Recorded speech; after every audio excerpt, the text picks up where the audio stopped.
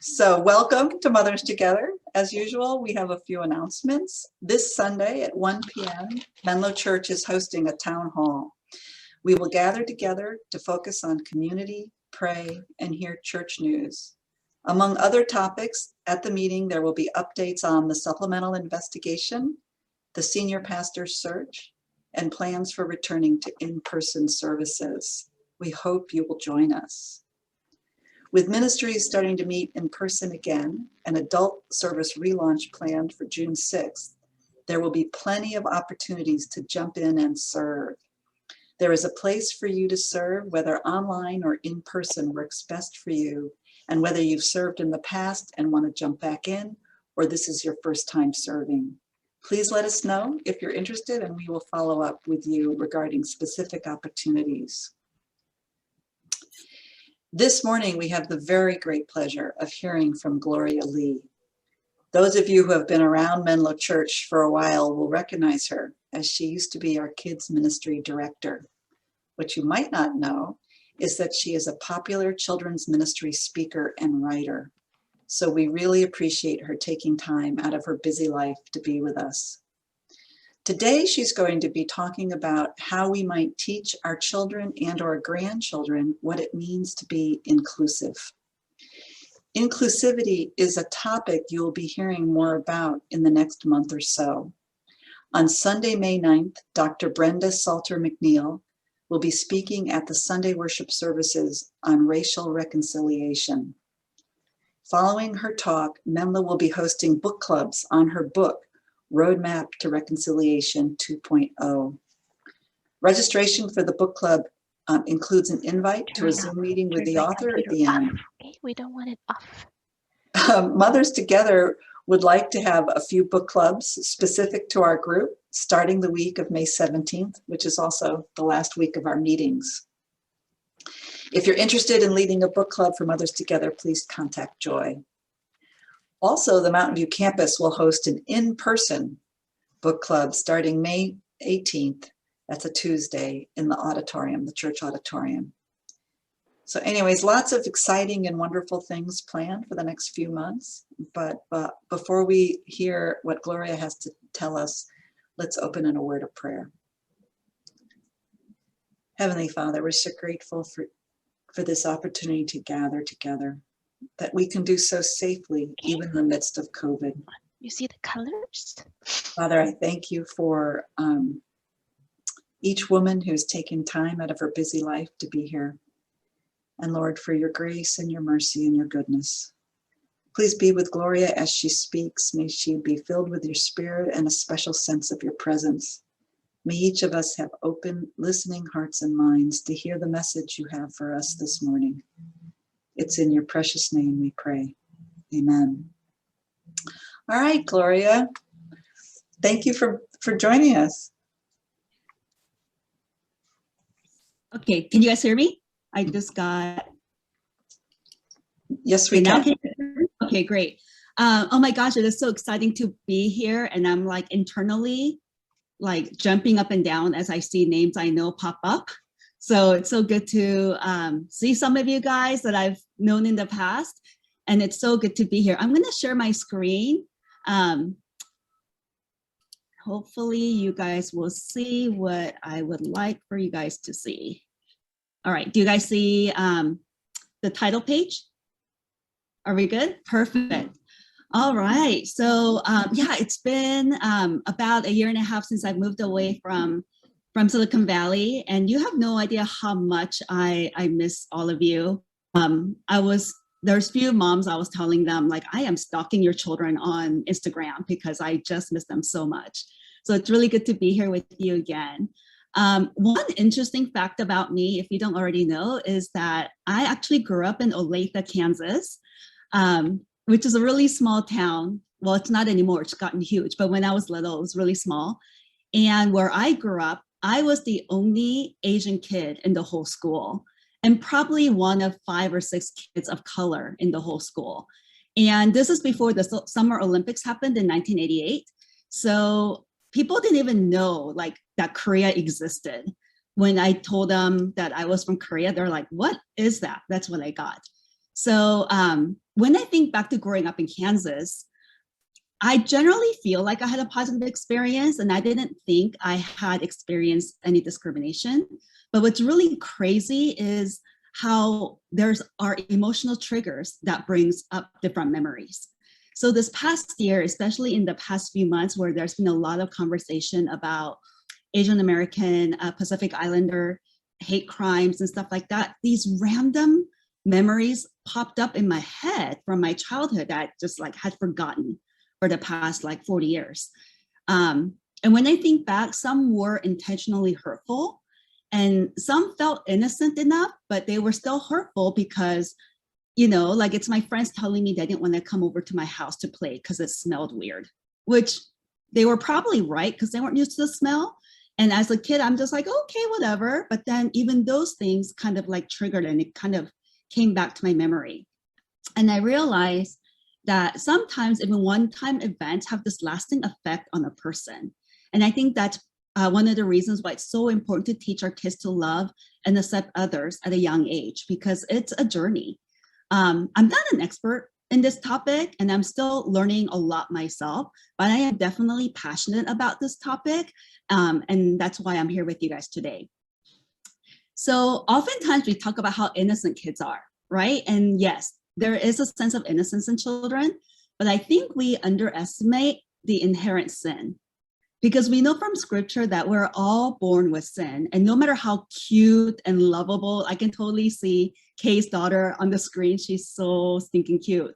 But even she's not even an exception or excuse from this original sin. Every child, every person is born with this original sin. You don't have to teach a baby or toddler to hit out of anger or frustration. They just do.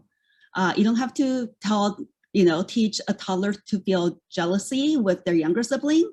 They just do, and they act upon that jealousy. So in the late 1990s, a group of sociologists conducted a qualitative research at multiple daycare centers in DC on how young kids learn race and racism. And when I read, it's a very academic book, but when I read it, I was really surprised.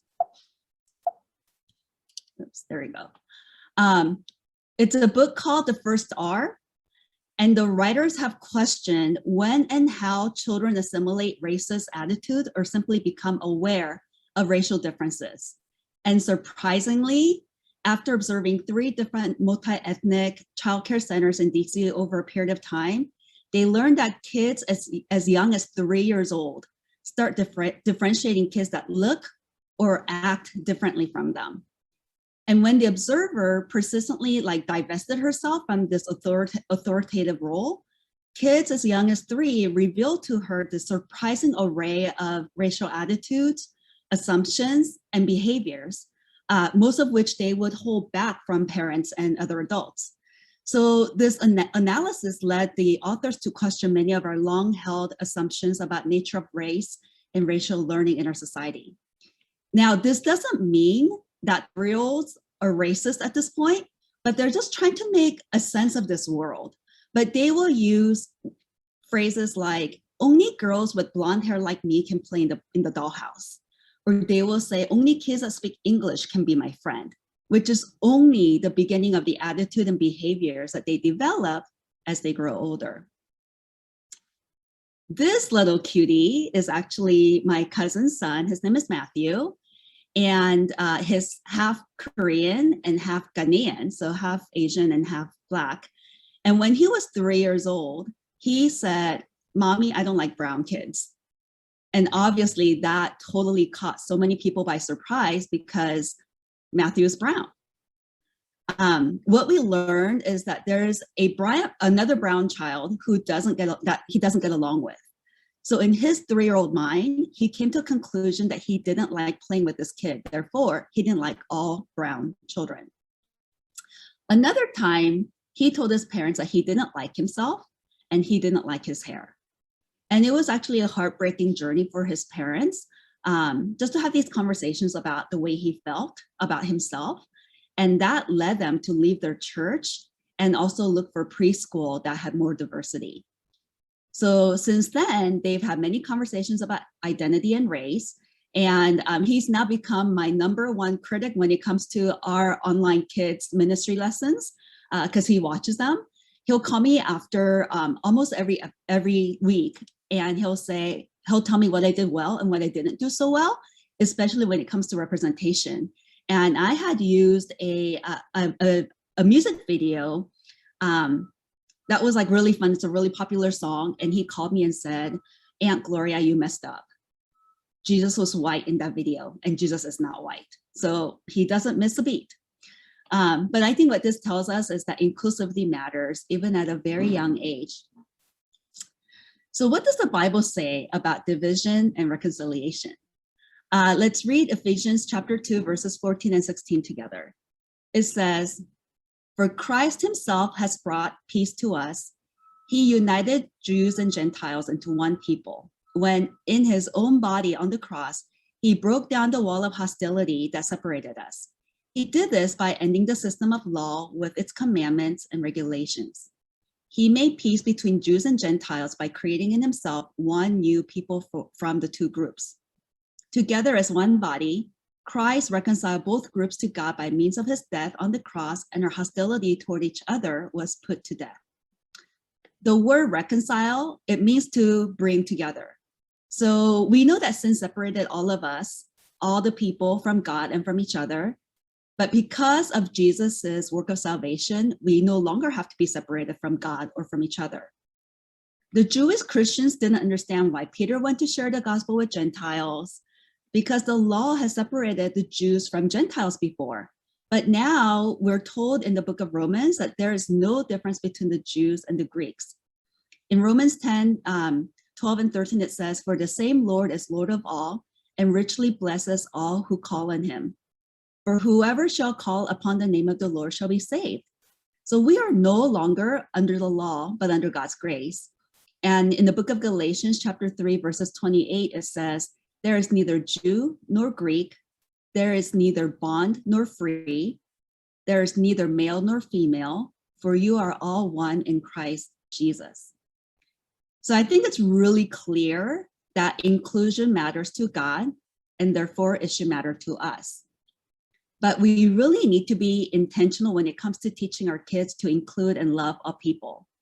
And I just want to point out that when we talk about inclusivity, we often refer to race. I think that's the first thing that we think about. But I think it's important to note that inclusivity is more than race. It includes those that are differently able, both physically and mentally, and those that come from different faith background or even lifestyle. And also inclusivity doesn't mean that you have to agree with their lifestyle or their faith system. Because living out the gospel includes the Great Commission of sharing the love and the message of Jesus with others, right? While it's not our responsibility to convert people, it is our responsibility to love people, share Jesus's love with them, and to serve them well. And inclusion could even be an opportunity to build relationships that could lead to sharing Jesus with them. So I think it's so important that we teach our kids to love every person, regardless of how different they may be from us, because everyone is made in the image of God. So what are the steps that we need to take to teach our kids to be inclusive? There are so many things that we can do, but I'm just going to share 5 steps for us to think about and to practice. So number 1, it starts with you. We as adults must model inclusivity. We need to check our own diversity deficits, because we all have them, and our unconscious biases. And those are really, it's that whole self-examination, it takes a lot of work.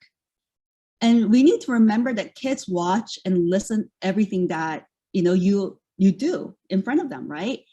So examine your neighborhoods, examine your community, examine your friendships and your interaction with others, and be honest with yourself. How often does your family interact with people who are different from you? For instance, do you have friends that are of different race or different faith background? Are you accepting of people? Or do you make judgments and maintain stereotypes, even if you don't say them out loud? Because your behavior and attitude will leak out, even if you don't say certain things explicitly. And kids are really good at catching your attitude and behavior just as much as they catch your language. So if you want your kids to be inclusive, it needs to start with us and our attitudes and our behavior and what we really believe about inclusion. Number 2, read books, watch shows, play with toys that represent diverse characters as protagonists. And I say that because so if you watch some of the older movies, and I've been rewatching a lot of Disney movies myself, that's kind of what I do that's what I have on my background as I'm working sometimes. But I realized some of the older shows don't always show people of color as the protagonists. They're typically the antagonists. But this can be such a beautiful way to talk about and celebrate differences. And I just want to point out, don't ignore differences, but talk about them. Don't just watch shows that have characters of color, but actually talk about the differences, because that's where this generation of color blindness has come from. Earlier this year, actually back in January, I had a friend send me an apology email for saying to me a few years ago that she didn't see color when she saw me. And I've been told that most of my life, because growing up in Olathe, Kansas meant assimilating and fitting in as much as possible, especially when we're like such a minority. And that meant we tried our darnest to be a good middle white American family. And because we were so good at it, people stopped seeing me as an Asian American. And I knew what she meant, but because we have this relationship, in my sarcasm, I said, but you're not blind, right? Like you can see I'm obviously Asian. Like I have Asian features. I have dark hair. I have like more olive skin. My eyes look different. I obviously don't look like you. And we actually had a really good conversation around it. But literally 2 years later, she reached out to me and said she finally understood what I meant and where her blind spots were. Because what happens is when you ignore differences, whether it's religion, race, ability, or other markers of identity, it actually makes people feel not seen. And that isn't inclusion. People have different needs and experiences. And inclusivity is all about learning one another's culture and experiences and not ignoring them. So although I know she meant well when she told me she didn't see color when she saw me, to me, that was ignoring my experiences as an American. That was ignoring my ancestry and how we even got here. Inclusivity is about offering accommodations to people and seeing what their needs are, striving for accessibility and equity, and really listening to their needs. So last year, after the event surrounding George Floyd and Breonna Taylor, I started putting together a list of books for kids and teens. And I've been meaning to update it because I think I worked on it, like I was dedicated the whole month of May. And then I was like, okay, I'll come back to this, and I haven't yet. But this list is something I put together for the parents at my church to help them talk to their kids about race and racism. And it's not an exhaustive list by any means, it's just a start. And I actually plan on adding books that address Native Americans, Latinx, and Asians, as well as I want to start another list that talks about children that are differently abled. But I'm going to go ahead and share that with you in the chat at the very end of this, because that's something I have so far as a launch point if you haven't come across one. And it's not the best list that's out there, to be honest. It's just, there's just so many resources out there, and I found that people were overwhelmed. So I put together this list so I can share it with people. But if you are search engine queens, please, I mean, there are so many great resources online right now. We're gonna go to the next one. 3, help your kids expand their social circles. Help them form friendships with kids that are different from them. Research has shown that kids who have diverse set of friendships, such as friends from school, church, sports, and so on, they're actually not only more accepting of others, but they are less likely to be bullied. And obviously, I think the reason is simple. They have learned to get along with a diverse group of people. The the thing about human nature is that it's natural for us to gather with those that are very similar to us.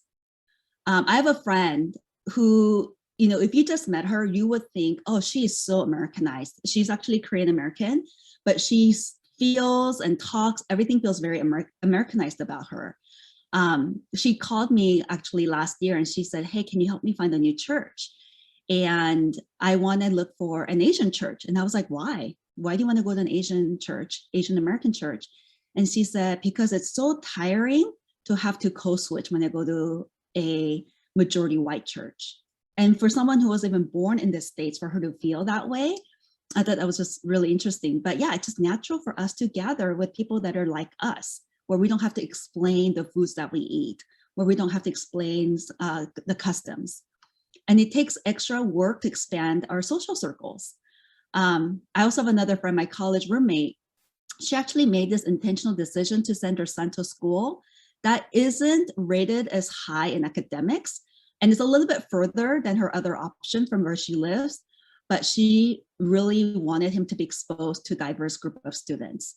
And that's a value that she held very high. I know this is not an option for some of you, and it may not be value for all of you, and that's okay. But the point is, you need to be intentional in widening your family circle if you really want to teach your kids to be inclusive. Just telling your kids to be inclusive isn't going to be enough. They need to practice living out inclusivity if you want it to be part of who they are. Now, with this, I also want to point out one more thing. While it's really important for your kids to attempt to include everyone, you also need to let them know that they're allowed to feel safe and valued in friendship. Your child does not have to accept being physically or emotionally attacked by a child in the interest of being inclusive. So if that relationship has proven to be hurtful or toxic, it is absolutely acceptable for your child to establish boundaries with another child. Number 4, teach kindness and empathy. I think most parents believe in raising their kids to be kind children. This is why parents teach their kids to share, not to stare or say mean things. But I want to spend some time on talking about empathy, because empathy is harder to teach because it's not something that you are just told and you believe. It's something that you have to feel. Empathy is the ability to understand and share the feelings of somebody else. So one way to encourage them to, one way to encourage empathy is to encourage them to talk about how they feel and what they want, and then to listen when others say the same things. Another way is to talk about the feelings of characters in books that you read together or in the shows that you watch together. And also look for teachable moments where you're helping your kids to be aware of feelings of others and solve social conflicts, and help them recognize emotions that are experienced and then relate them to their own experience. So for example, in younger kids, you may say, Angela is angry because someone said a mean word to her. Remember when your brother said something mean to you and you felt hurt and angry? I think that's kind of like how Angela feels, so that they're able to see the parallel in how someone else may feel the way they may have felt. And then think of ways in which they can offer support. So you can say something like, can you think of anything that might help Angela feel better? So once again, empathy only grows when the kids have the opportunity to practice it. And talking about feelings of your child as well as feelings of others will help in that practice. Now, last but not least, teach your kids to be advocates and not just a witness. This is hard. This is something that I personally struggle with. And I think some of this is also cultural. But peer pressure is a powerful thing, but so is standing up for other kids. Research shows that when one person takes a stand against bullying, it actually stops 3. When your child sees another child being excluded, encourage them to take a stand. And they can do this in several ways. They can tell others that excluding someone is not nice, or they can take steps to befriend that excluded child. They can offer to sit with the students at lunch, walk with them in the halls, or talk to them between classes, or have a play date, or hang out after school. And I think this action is really one of the hardest. And I think especially as a woman, I always think, am I putting myself in a harm's way by intervening, by being an advocate? So of course we need to use discernment and wisdom, and you also need to teach that to your child as well. But it does definitely take a little bravery. And I think also this is where your prayers for your children really come in. So I feel like I did a lot of talking. And this is so weird because like we're not interacting the way I would normally would love to interact. But this may not be new to some of you, while for others of you, it may have given you some new things to think about. I have provided a few discussion questions for your breakouts, and it allows you to go pretty deep and be vulnerable if you want to. But I just want to share with you that I'm super hopeful for this next generation, for your kids.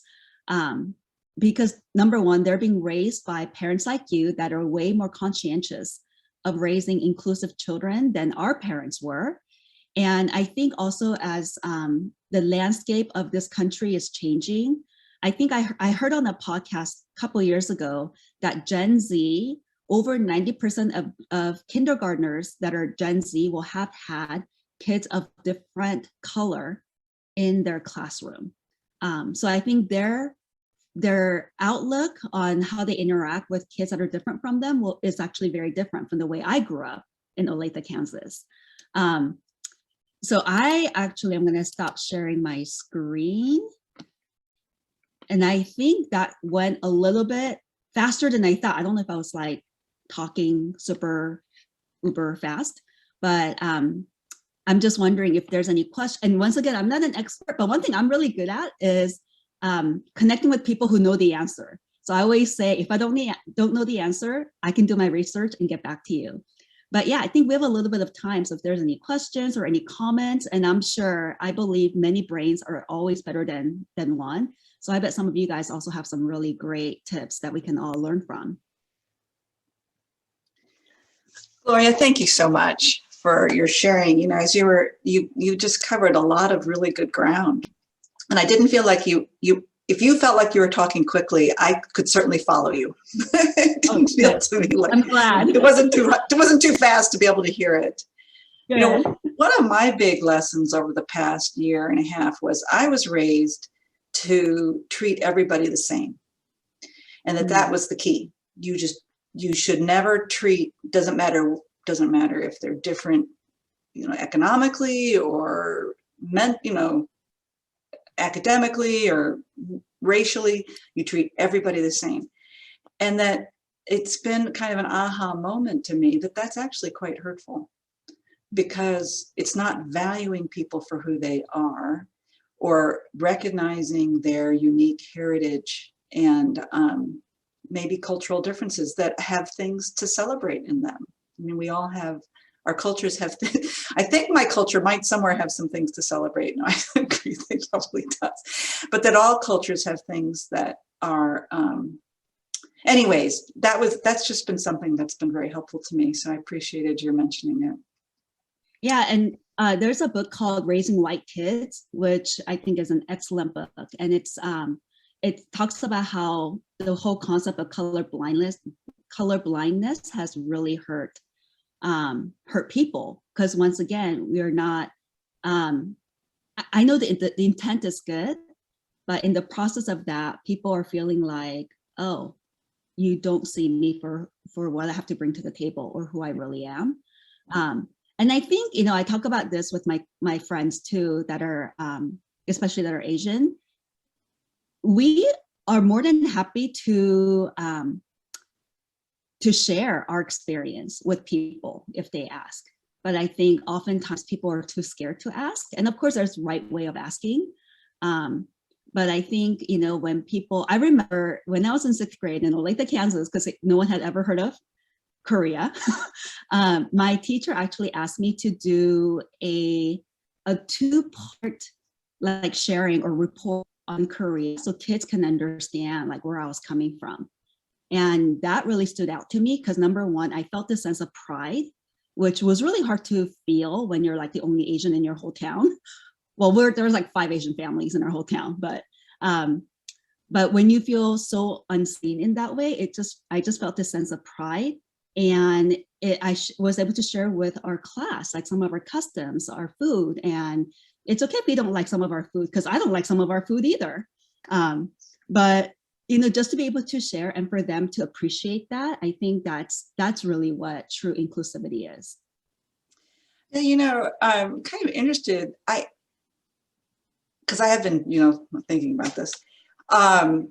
One place I read is that it can actually be hurtful to talk to somebody who's of a different race, to ask them about their experiences, because it triggers it triggers these bad memories. So that while you're trying to be to learn more about your friend or that you can actually hurt them. And do you have any recommendations about how to go about it? Must be in how you ask, right? Is there a way to do it is this making any sense to you at all, my question? Yeah, no, totally. And I think this is where it has to start with relationships. I knew a gal who she's actually a Vietnamese refugee. And I knew there was a story because she limped when she walked. And like I knew there just was a story, but it wasn't something that I just felt like we needed a relationship for us to have that conversation.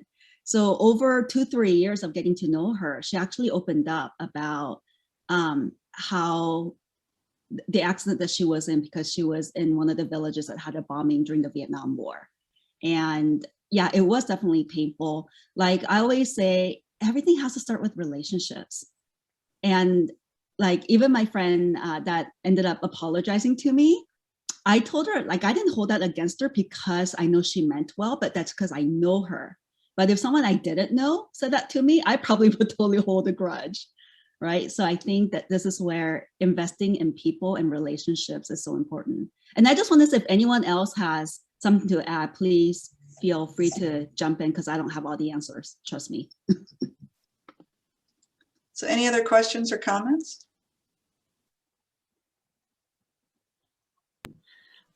I have one. If you are an aunt or a grandma, what things besides getting some of those books as gifts at Christmas and birthdays, how else can we influence them? Yeah, like, so I actually have this conversation with my cousins a lot. And I think because there's few of us that are really, really passionate about this topic. So, I think some of it is not telling them what to do, but helping them to think. So, when Matthew's mom, my cousin Jennifer, when she came to me and told me all the stuff that happened, and she and I talk quite often, I said, does he see people that look like him in his school? Does he see himself represented in his church? And she was thinking about it, and she was like, oh my gosh, no, our church is as wide as can be. Even we feel out of place. And for, now he's 6 years old, but, for a 4 or 5-year-old to go to church where he doesn't see himself, and sometimes you just live in a place where you don't see yourself. But I'm like, you're in California, you're in SoCal. There are other churches that's way more diverse. So they really thought about this, they prayed about this, and that's why they ended up leaving their church to look for a church that was more diverse. But I think sometimes just have those conversations that help them to think a little bit more. Or like my other cousin, she has a daughter and she loves dolls. And of course, as an Asian family, she really wanted her to have an Asian doll. So she got like Mulan for Christmas. And then we were just, talking. And then I said, hey, like, does she only play with Mulan and her Cinderella, Ariel, and Aurora, like all the white characters? Or does she also like Pocahontas or, other characters? And she's like, oh, I've been thinking that she could really like Princess Tiana but is it weird for us to have a black doll? And I was like, I don't think so. So I think just having some of those conversations just helps them to think a little bit more. So now Autumn has doll of just about every color, which is awesome. I don't know if that helps, but yeah. I think it's very helpful. Thanks. Good. Anyone else?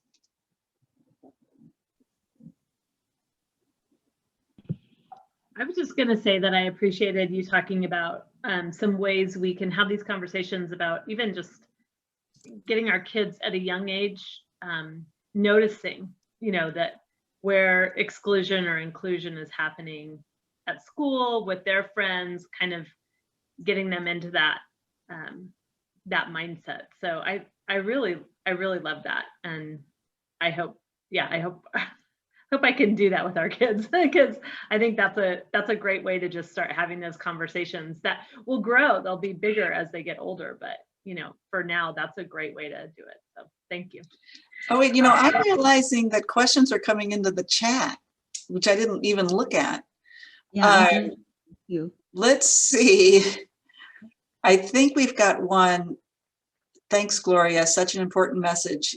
We can start by looking at who are our closest friends. Do they all look like us? Are they all Christian? If so, what is the message to your children? So that maybe is a comment that's agreeing that we need to be looking at the example we're setting for our kids. And then here's another one. Many people in my circle are biracial, and I see them as two things. But it seems like in our culture, the non-white part is emphasized. Oh, like if you are biracial, they're gonna, white, black, say, they're gonna see you as black, maybe is what she means. Do you have any resources for kids like the nephew you talked about who are both? This is actually a very difficult thing. I think there's the being racially different and then being biracial, and that biracial, I have a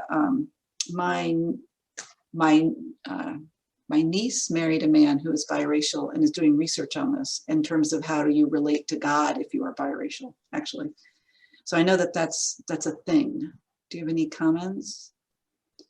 No, so we did, the church that I was at before I went up to Menlo, we were in downtown LA, and we actually did demographic study of our surrounding, and we found out the fastest growing population near downtown LA is actually biracial children.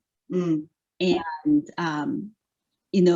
we were all surprised because we just thought, wow, like really more than, we're in downtown LA. I would have thought it would be Latinx, but yeah, it was biracial children. And when I even look at my current church, I would say 40% of the kids in our ministry are biracial children.